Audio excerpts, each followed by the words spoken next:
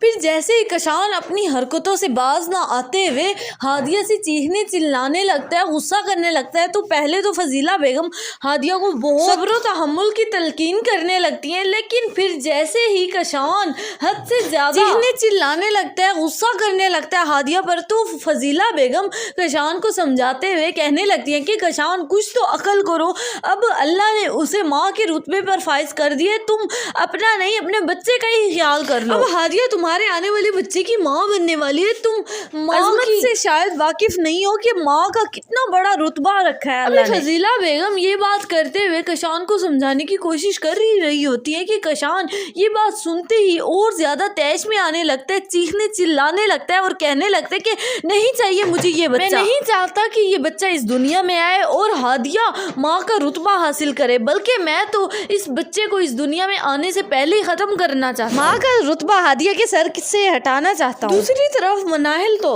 ایک پل کے انتظار میں بھی نہیں ہے کہ بطول اس گھر میں رہے، بلکہ وہ تو چاہتی ہے کہ بطول جتنا جلدی ہو سکے اس گھر سے